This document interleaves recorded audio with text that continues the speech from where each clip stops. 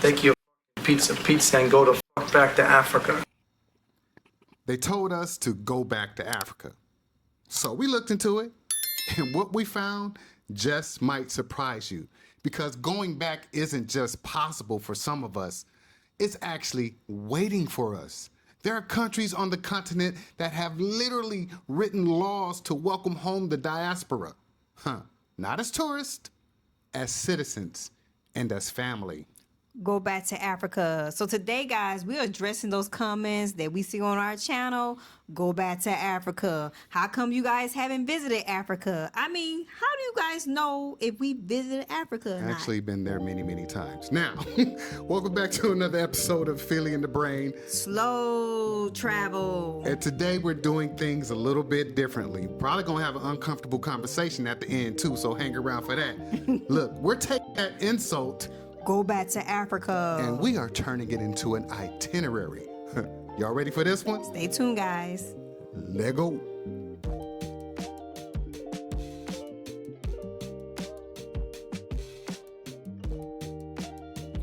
Before we get started, do us a favor and do all the things. Like, comment, share, subscribe, hype, hell, and hit that notification bell twice. Make sure it says all. That way you'll never miss another Philly in the Brain video. Plus, we want to shout out our new subscribers. We got a bunch of y'all in the last few weeks. Y'all help us get to 10,000 subscribers, so thank you so guys. much. Welcome to the party. By you guys taking the time out to hype our videos, like our videos, it tells YouTube to keep pushing out the message because people need to hear it. All right. Now, speaking of the message, let's start with defining diaspora. Now, a diaspora is a population that originates from one specific place but ends up living all over the world. Sound familiar? The word itself comes from the Greek, and it literally means to scatter seeds. And while that image sounds almost peaceful, for the African diaspora, it was anything but peaceful. You feel me? That's right, guys. We are the descendants of people who were taken, displaced, stripped of our language, our names, our land, and yet that connection to the motherland never fully broke. And that thread, however thin, it's what the diaspora communities hold on to. A shared identity, a shared heritage, a shared longing for something that was never fully lost, just misplaced. That's right. And here's what's beautiful about this moment that we're living in right here, y'all. The continent is calling us back formally, legally, with open arms and actual paperwork. So let's talk about what that looks like. Let's go, guys. Let's start with countries that offer citizenship. Let's start with one that goes all the way. Not just a visa, not just a stamp in your passport.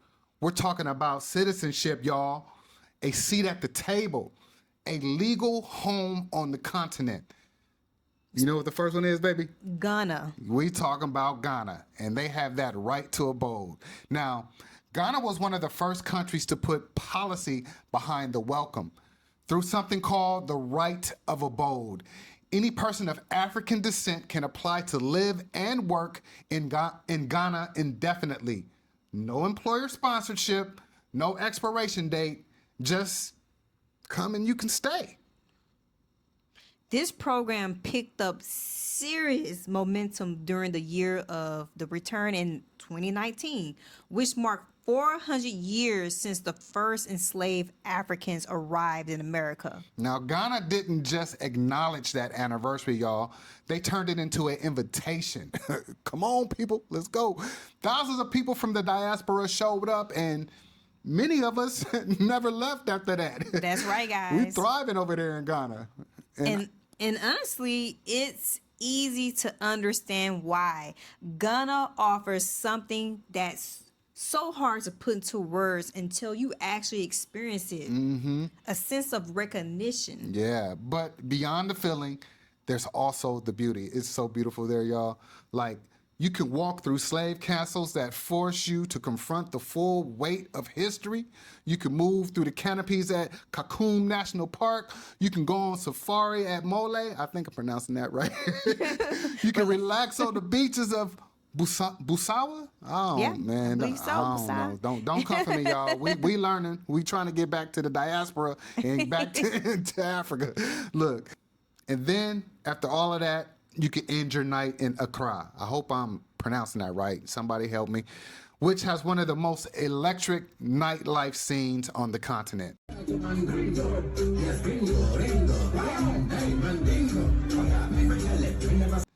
That's right, guys. A Ghana isn't just welcoming you back. It's giving you something to come back to. So that's option one, Ghana. Now the second place that's offering citizenship by ancestry is Sierra Leone. Sierra Leone takes it one step further, y'all. We're not talking about residency. We're talking about the right to stay. Sierra Leone will give you full passports, y'all. Wow. Full citizenship, full voting rights, full land ownership. If you can demonstrate genealogical or DNA-based ties to one of their ethnic groups like the Mende or the Timne. Now, think about what that means. For people whose ancestry was deliberately erased, whose family trees were cut off by the roots by slavery, Sierra Leone is saying, we will help you find your way back. They are calling us guys home. Yes, they are. And once you're a citizen, you're also plugged into ECOWAS, which stands for the Economic Community of West African States, which gives you visa-free movement across 15 West African nations. One citizenship, 15 countries. Now, that freedom of movement on a scale that most people in the diaspora have never had access to, that is impressive. It sure is. I mean, Sierra Leone itself is stunning. Yes, it is. The locals call it sweet. Salon. And once you see the white sand beaches, you feel the warmth of the people, you experience a society known for its deep religious tolerance, you'll understand why. This is a place that wants to be known for its beauty and its future, not just its past. Countries that offer extended visas. Now, not everyone is ready to plant a flag, and we get that. You know, some of us actually want to fill it out first. Test the waters. Slow travel. It's kind of our thing, slow travel. It sure is. These countries offer extended visas and residency pathways that let you live on the continent without the full commitment of citizenship. Let's talk about the island nation of Mauritius. Residency by investment. Now, in Mauritius, it sits in the Indian Ocean about 2,000 kilometers off the southeast coast of Africa. It consistently ranks as one of the most peaceful and economically successful countries on the continent. For entrepreneurs investing $50,000 into a local business, you can get a 10-year residency visa. Wow. Now, if you're investing in real estate, permanent residency kicks in at $375,000. Wow. That's for y'all with that bread. Right? In the lifestyle? Yes, idyllic white sand beaches. You got lush national parks. You got vibrant spice markets in Port Louis. Volcanic landscapes. I mean, it's the kind of place where working remotely stops feeling like a compromise. What's the next one on the list, babe? Cape Verde. Cape Verde has a green card program, y'all. Now, Cape Verde is an archipelago of 10 volcanic islands sitting in the Atlantic about 385 miles off the coast of West Africa. It is a blend of African and Portuguese countries, and its green card program offers residency to those who invest a minimum of 80,000 euro in real estate. Well, I got to be euro. Right? For the adventurous among us, Cape Verde is a global destination for windsurfing, kite surfing, and diving. I ain't doing none of that. The island of Santo Antau, I think I'm saying that right, alone is worth the trip. Now, they got dramatic valleys, towering peaks, and trails that will humble you in the best way. All right, y'all, let's talk about a couple other spots. We're talking Rwanda, Kenya, Namibia, and South Africa. These places have the visas for the modern nomad. For those of us living that laptop life, such as ourselves, Yes, I see y'all. there are several African countries that have built visa pathways specifically with remote workers and skilled professionals in mind. Rwanda offers the diaspora members a 30-day visa on arrival, and it's actively expanding residency options for skilled professionals and investors. Rwanda's transformation over the past 2 decades is one of the most remarkable stories on the continent, y'all. And Kigali is consistently ranked one of the cleanest, safest, and most livable cities in Africa. In Kenya, guys, Kenya offers renewable investor and employment visas with a path to permanent residency after a sustained period of continuous stay. Nairobi has become a serious tech and entrepreneurial hub. And the country itself, from the Masai Mara to the coast of Mombasa, it's endlessly rich. Namibia and South Africa both offer digital nomad visas that allow remote workers to live and work legally for up to 6 or in other cases to 12 months without a traditional work permit. Now, if you've been curious about the continent but not ready to commit, this is your soft landing. Come for 6 months, see how it feels. You might just surprise yourself. Yeah, you got to try it out. All right. So that was a mouthful, y'all. I ain't gonna hold y'all because we have been to the continent, but we haven't been to all these places. So we do plan a trip in 2027 because we like to give y'all our experience. So look out for that. But now it's time for the part that nobody talks about. All right, and we holding you. Hold on there if you're still watching. This is that kind of the uncomfortable conversation part, but we're talking about othering and the divide. Othering is a thing. Look it up. It really is. Now, we have to be honest about this conversation, guys, because if we're going to tell you to go back to Africa, or as they say towards us, go back to Africa, we have to tell the whole truth. That's right. Now, the welcome is real. The policy is real. The beauty is absolutely real. But so is the tension. There is a divide, quiet in some places, but loud in others, between Africans on the continent and Black Americans in the diaspora. And it runs in both directions. Some of us in the diaspora arrive on the continent carrying a kind of longing that can tip into entitlement. And when the culture doesn't bend to meet our expectations, we're disappointed in ways that can read as disrespectful to the people who have been living, thriving, and building their entire lives. I mean, that's just an example of no matter where you go outside of U.S., you have to think about going to these countries and respect the people because what they may be doing there is not the same that you may be used to back home. And on the other side, some Africans on the continent have absorbed generations of anti-Black American sentiment. Some of it rooted in colorism, some of it rooted in class, some of it in the colonial frameworks that taught people to look down on the descendants of the enslaved. The message, sometimes spoken and sometimes not, is You are not really African. You lost that. That is a wound for everybody, for all of us. Black Americans and Africans on the continent need to stop this beefing, y'all. We need to come together. The world is already at us. We need to unite. Real talk. Yeah. Because here's the truth. The same systems that stole people from the continent also spent centuries driving a wedge between those who were taking and those who remained. Division didn't happen by accident, guys. It was engineered. It was Created. created. Yeah, and if you're not careful, we carry that engineering with us right into the spaces that are supposed to feel like healing. Yeah, if I can give an example, because I went to college with a lot of people from Africa. I grew many friendship, and they became family members.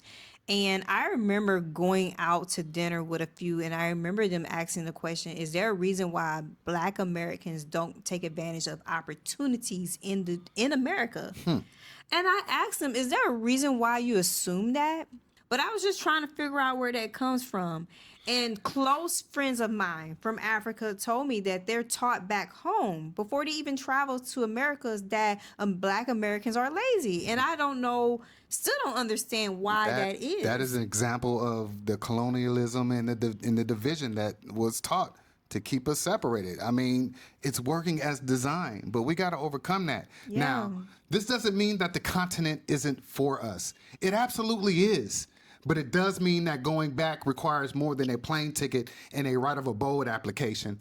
It requires humility, curiosity, respect, and a willingness to be a guest before you become a citizen. Yeah, even if the law says you're already one.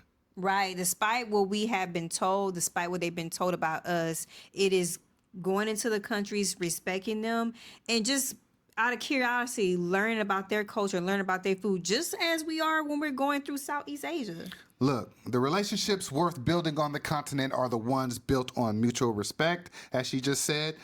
Not the diaspora showing up with the dollars and assumptions. You know what I'm saying? We're not trying to do that. Not continental Africans gatekeeping a belonging that was never theirs to withhold in the first place. But two groups of people who share roots, however tangled, choosing to see each other. That's right. That's the work. And that work, in our opinion, is worth doing. Because when we stop letting the division win, going back to Africa stops being an insult. It becomes a plan. So the next time somebody tells you, go back to Africa, tell them you're looking into it. Tell them that you're researching the right of abode in Ghana. Tell them that Sierra Leone will give you a full passport if you can trace your DNA.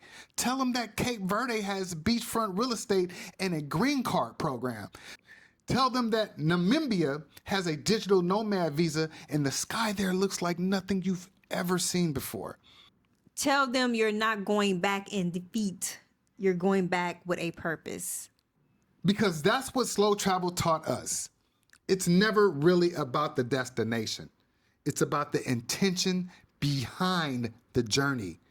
And there's nothing more intentional than a people who were scattered across the earth, stripped of their language, stripped of their land, of their name, deciding to find their way home.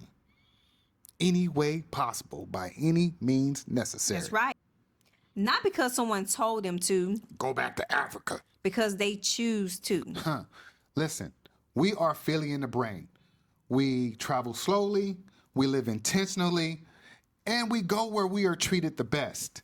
And if this episode moved you, share it with someone who needs to hear it.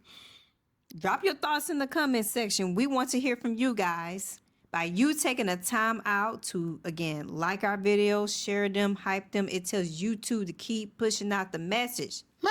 Because people need to hear it. And if you haven't subscribed yet, what are you waiting for? Go ahead and do that, please. Join the family. All right, y'all. Y'all know what it is. Until next time. Take care of each other. Love one another. Deuces. Peace. The continent is calling. Will you answer? We booking our tickets for next year. Beautiful. Why don't you click your heels together 3 times and go back to Africa? Are you constantly wondering if you'll actually have enough money to retire? Most of us never truly learn how to invest. I mean, the ideal of retirement could be overwhelming, even scary at times. Maybe you think Social Security won't be enough, or you simply just want more control. That's exactly why we created our ebook, Beyond the Paycheck. Build your future with dividends. Now, it's not a quick fix, but it's a powerful guide to building your own extra stream of income. We'll help you shift your mindset, find your unique financial number, and teach you how to build a simple, effective investment portfolio. You don't need to be an expert. You just need to be ready to take one small step towards feeling in control. Our ebook, Beyond the Paycheck, gives you every tool and template you need to get started. You got this, y'all. Let's build that retirement you actually look forward to. Grab your copy of Beyond the Paycheck today.